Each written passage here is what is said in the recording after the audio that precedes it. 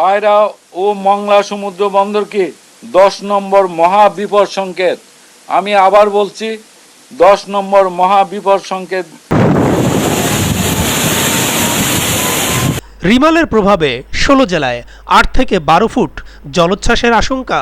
প্রিয় দর্শক, ভিডিওটিতে একটি লাইক দিয়ে আমাদের ফেসবুক পেজটি ফলো করার অনুরোধ রইল এবং আপনি যদি ইউটিউবে ভিডিও দেখে থাকেন তাহলে ইউটিউব চ্যানেলটি সাবস্ক্রাইব করে রাখুন। প্রবল ঘূর্ণিঝড়ের রূপ নেয়া রিমালের প্রভাবে দেশের 16 জেলায় 8 থেকে 12 ফুট উচ্চতার জলোচ্ছ্বাস হতে পারে বলে পূর্বাভাস দিয়েছে আবহাওয়া অধিদপ্তর। ঘূর্ণিঝড় রিমাল নিয়ে 11 নম্বর বিশেষ বিজ্ঞপ্তিতে এ তথ্য জানানো হয়েছে।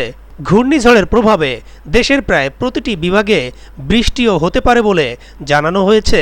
রোববার সন্ধ্যা থেকে মধ্যরাতের মধ্যে রিমাল বাংলাদেশের উপকূল অতিক্রম করতে পারে বলে জানিয়েছে আবহাওয়া অফিস। ইতিমধ্যে পায়রা ও মোংলা সমুদ্র বন্দরকে 10 নম্বর মহা বিপদ সংকেত দেখিয়ে যেতে বলা হয়েছে।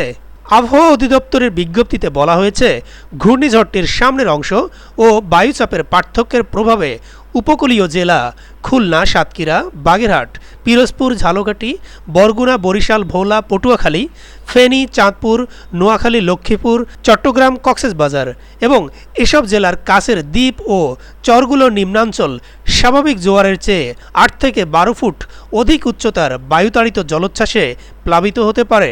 প্রবল ঘূর্ণিঝড়টির প্রভাবে রাজশাহী, রংপুর, ময়মনসিংহ, ঢাকা, খুলনা, বরিশাল, চট্টগ্রাম ও সিলেট বিভাগে দমকা ও ঝোড়ো হাওয়া সহ অতি ভারী বৃষ্টি হতে পারে।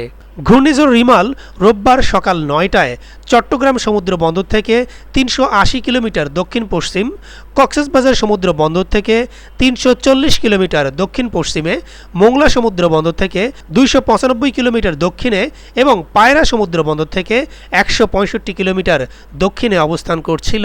প্রবল ঘূর্ণিঝড় কেন্দ্রের 64 কিলোমিটারের মধ্যে বাতাসের একটানা সর্বোচ্চ গতিবেগ ঘন্টায় 90 কিলোমিটার। এটি দমকা অথবা ঝড়ো হাওয়ার আকারে 120 কিলোমিটার পর্যন্ত বাড়ছে। ঘূর্ণিঝড় কেন্দ্রের কাছের এলাকার সাগর বিক্ষুব্ধ রয়েছে। প্রিয় দর্শক, দেশ বিদেশের গুরুত্বপূর্ণ সকল সংবাদ নিয়মিত পাওয়ার জন্য আমাদের ইউটিউব চ্যানেলটি এখনই সাবস্ক্রাইব করে রাখুন। আপনি যদি ভিডিওটি ফেসবুকে দেখে থাকেন তাহলে ফেসবুক পেজটি ফলো করে রাখুন। দেখা হবে পরবর্তী ভিডিওতে।